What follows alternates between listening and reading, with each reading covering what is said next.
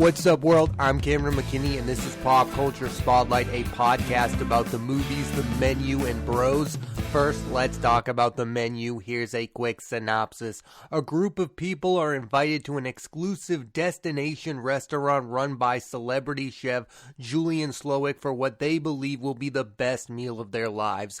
The film stars Anya Taylor Joy, Ralph Fiennes, Nicholas Hoult, John Leguizamo, Hong Chow, Judith Light, Reed Birney, Paul Adelstein, Amy Cario, Arthur Castro, Rob Yang, and Mark St. Cyr. Standout performances. Anya Taylor-Joy turned into a massive star after the hit Netflix series The Queen's Gambit, and my big question about her after that show was, would she become a massive movie star? Specifically, she's been a very good actress in movies like 2017's Thoroughbreds, 2020's Emma, and last year's Last Night in Soho, but none of those movies were hits, and her other two films this year, The Northman and Amsterdam, she was very good in those, but those films have largely been viewed as financial failures. Fast forward to this film, which has been by all measures a hit both critically and financially. And that's important. The menu proves that Anya Taylor-Joy is a bankable movie star. She's the lead and the biggest name in a movie that is doing very well at the box office. As for her performance in the menu, it's exactly what the movie needed. It's the definition of a movie star performance.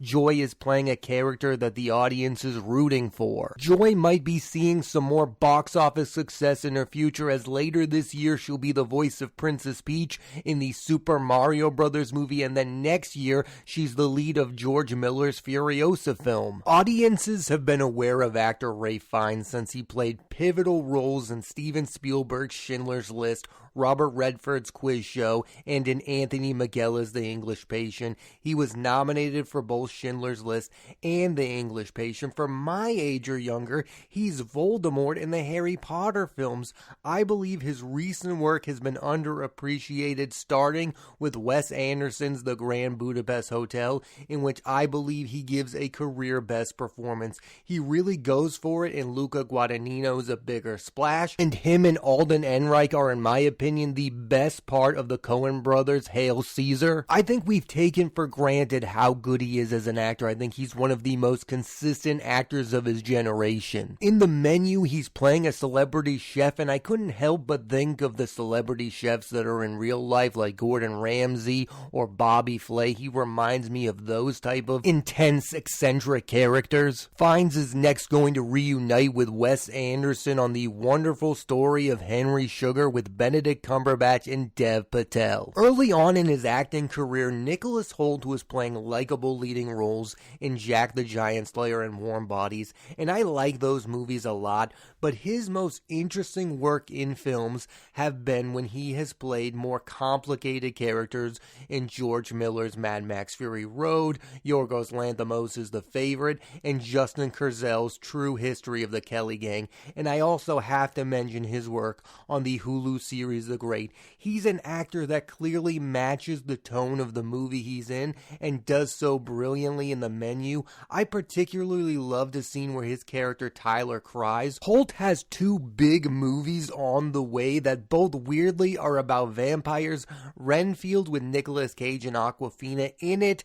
Cage is playing Dracula, and Robert Eggers' remake of Nosferatu with Lily Rose Depp and Bill Skarsgård. If those two movies take off, I could see Nicholas Hoult becoming a bigger name than he already is. I will say, after seeing the menu, I am kind of broken up about the fact that Anya Taylor-Joy is not going to be in Nosferatu with Hoult. They have real chemistry, would have loved to see it, but still I'm super excited to see Hoult work with Robert Eggers. Mark Mylod is the perfect director for a movie like The Menu. If you don't know the name, he's best known for directing two of my all-time favorite television shows, HBO's Succession and Showtime's Shameless, and both of those shows are about social status. Succession is about the Roy family whose wealth and power have blinded them from real life problems, and Shameless is about the Gallaghers, a family who are poor and just trying to make ends meet.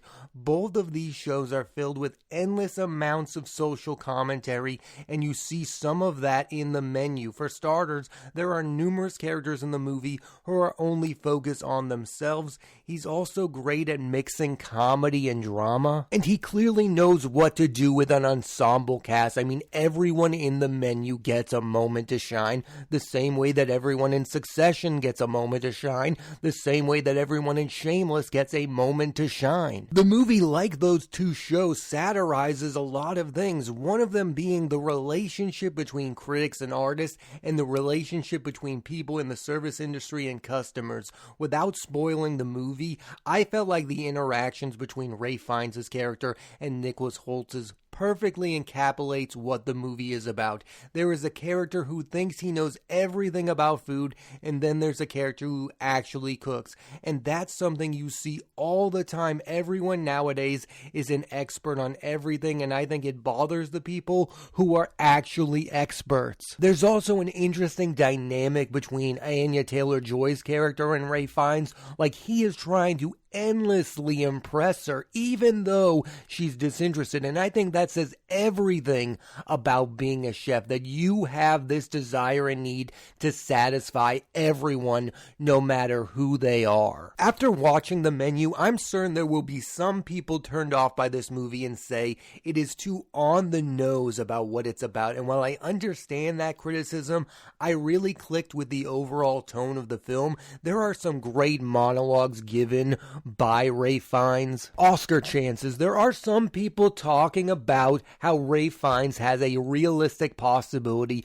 to be nominated for Best Leading Man. That is not going to happen. But should it happen? Absolutely. He gives one of the best performances of the year. He feels to me like Willem Dafoe, where you can put Willem Dafoe in any movie and he's going to make it work. That's what Ralph Fiennes does, particularly in a movie like The Menu. Like, I couldn't imagine another actor doing this good of a job with this character, because Fiennes is playing somebody who has to be sinister, but also someone that the audience feels empathetic towards, and that's a really hard balance that he somehow makes work. I would also personally love to see Mylod get nominated for Best Director, but there's no chance on earth that that's going to happen either. I just feel like this is the perfect kind of movie that the Oscars should be nominating things for. It's a high quality movie that a lot of people have seen. That's what the Oscars should navigate towards nowadays. Movies that are popular, that are also very good,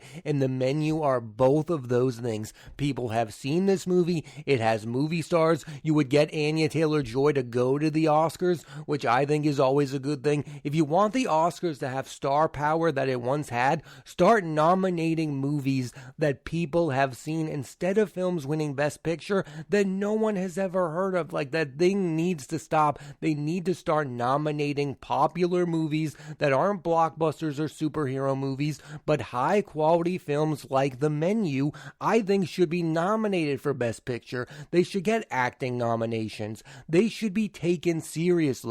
Overall, The Menu is a super entertaining movie, and I am glad it's found success at the box office.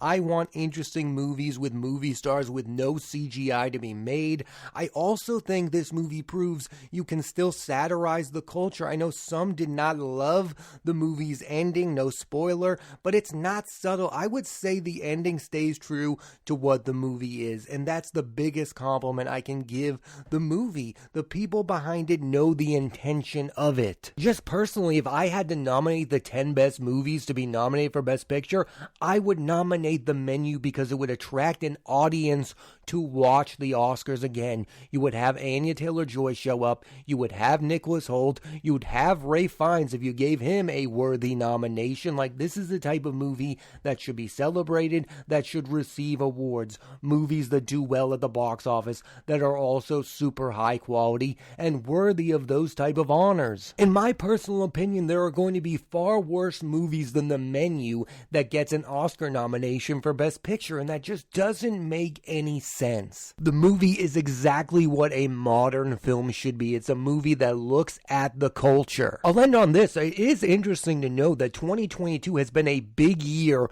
for content about chefs. I mean, you had The Bear, which was one of the most successful TV shows, and now you have The Menu, which has been one of the more popular movies that have been made this year. Maybe we all want to see movies about chefs because there really haven't been a ton of them made. And it also doesn't hurt that both The Bear and The Menu are excellent. Now let's switch gears and talk about the movie Bros. Here's a quick synopsis. Bobby is a podcast and radio host who at 40 casually hooks up with men and has never been in a serious relationship until he meets Aaron at a nightclub. The film stars Billy Eichner, Luke McFarlane, Monica Raymond, Amanda Bierce, Guillermo Diaz, Guy Branum, and Bowen Yang. Standout performances. I've known of Billy Eichner for a while now. I, like many people, have enjoyed his web series, Billy on the Street. It's weirdly a big piece of modern pop culture. He's also appeared on the sitcom Parks and Recreation and was a lead on the TV series Difficult People. His biggest movie role before Bros was in Jon Favreau's Lion King, where he voiced Timon, and let me just say he's the best thing about that movie. In Bros as Bobby, he is playing a less aggressive character or persona than what you would expect from the host of Billy on the Street. He's way more subtle than I thought he would be. He's still really funny in the film, but also dials it up for the emotional moments. There's one scene on the beach where he's giving some backstory to his character that I thought was the best moment of the movie. Eichner is next set to reprise his role of Timon in Barry Jenkinson's Mufasa the Lion King. Eichner's co-star is virtual unknown Luke McFarlane, who since 2016 has mainly been working on Hallmark movies, and after seeing him in this, you'll think those days are done. This is a massive breakout role. He feels like a movie star. He holds his own comedically with Eichner, which is the biggest surprise of the movie, that this guy out of nowhere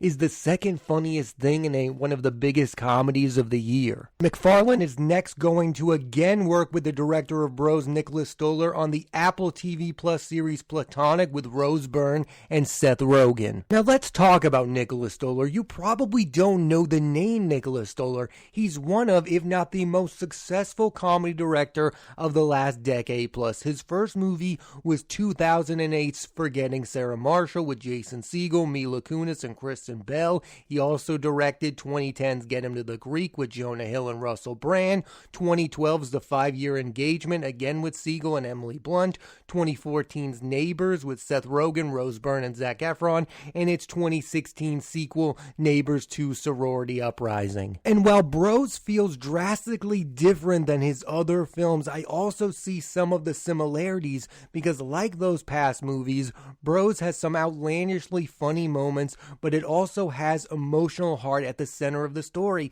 and that's something you see in all of Stoller's movies. I don't want to spoil the ending to Bros, but there is a musical moment that reminded me of the Dracula musical at the end of Forgetting Sarah Marshall. It's an unconventional way to end a movie, but Stoller once again pulls it off. Bros was produced by Judd Apatow, who is best known for directing films like The 40-Year-Old Virgin and Knocked Up. What you might not know is he's the most powerful comedy producer. Look at the list of movies he's produced. The 2 Anchorman movies, Step Brothers, Superbad, Bridesmaids, Popstar, Never Stop Stopping, The Big Sick, and now Bros. Almost every modern comedic movie star has worked with Apatow, and him and Nicholas Stoller have a long working relationship. They worked together on the series Undeclared, wrote the movie Fun with Dick and Jane together, and Apatow has produced Forgetting Sarah Marshall, The 5-Year Engagement, and now Bros. Stoller is a lot like Apatow as a filmmaker. I'm a fan of both,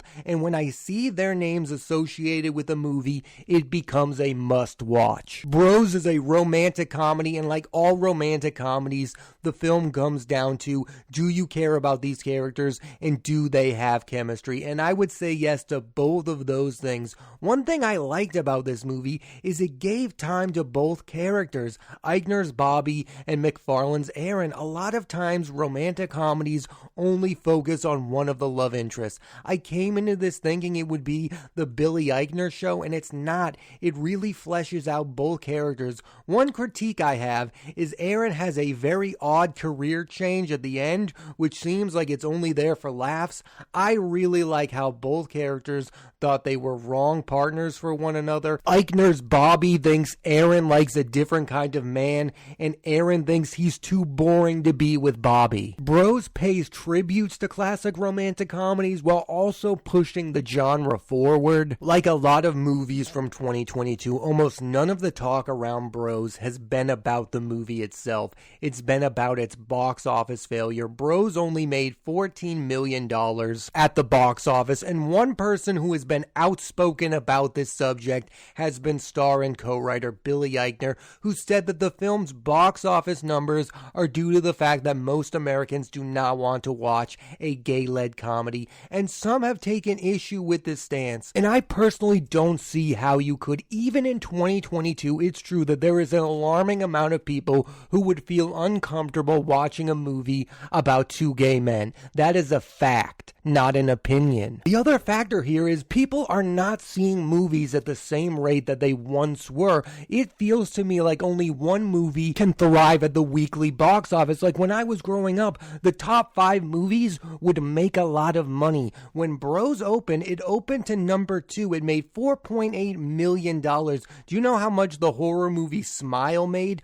$22 million during its opening weekend, and that's a tale of where these two genres have gone. Horror movies have become more popular. They don't even need a big name. Nobody knows anyone in the movie Smile, yet it was a hit. So a lot of people know who Billy Eichner is, but they didn't see Bros because it's a studio comedy, and there are a lot of comedies that have been made recently that I thought should have been big box office hits. I think the movie Long Shot is an example of that. That is a really good movie that would have made a boatload of money in 2005, yet the year it came out, it was an afterthought. Comedy has kind of done this to themselves in a way because they don't consistently put out these kind of movies at the box office anymore. Bros is definitely worthy of you going to the movie theaters and watching it, yet we're not used to seeing high quality comedies anymore. I mean, I grew up in the era where every week you had movies like Old School, you had movies like Anchorman and Dodgeball, and those movies were all gigantic hits,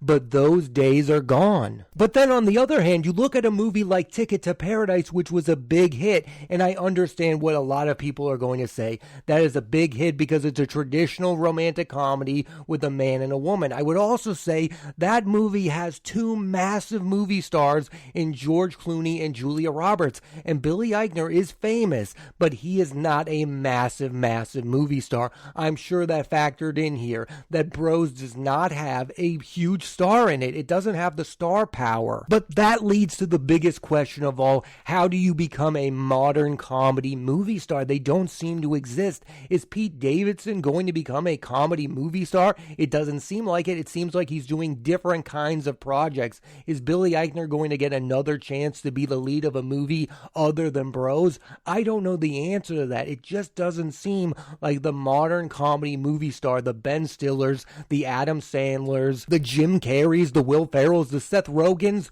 Those people don't exist anymore because we're not turning them into big movie stars. I do believe this movie would have done a lot better 5 years ago even. I mean, we're at a place with movie theaters where I feel like only one big movie should release a weekend because only one big movie is going to do well anyway, so they should just decide what that movie is going to be. You can't compete. Bros can't compete with Smile. You used to be able to lose at the box office and for your movie to still be successful, and that's no longer the case. Like the number 3 movie in the country could still make $100 million at the box office. That is no longer the case. Bros was second with $4.8 million, and it made $14 million overall. The movie needed to make 50 to be considered a great success, and it was nowhere near that number. Overall, all that noise aside, Bros is a very good entry in the romantic comedy genre. I hope, despite all the box office talk, Eichner is given many more chances to be the lead of a movie. Sadly, though, this is an example of where the state of comedy movies are. Like, even the quality doesn't matter. People are not going to the movies to see comedies, and I don't know if that will ever change again. Bros 100% deserve to do better at the box office. Thanks for listening to this edition of Pop Culture Spotlight. I'm Cameron McKinney, and there'll be a new episode of the podcast every Thursday on Apple Podcasts and Spotify. I highly recommend you check out The Menu and Bros. Next week on the podcast, I'm talking about Guillermo del Toro's Pinocchio and Emily the Criminal starring Aubrey Plaza. So tune into that and please rate, review, and subscribe.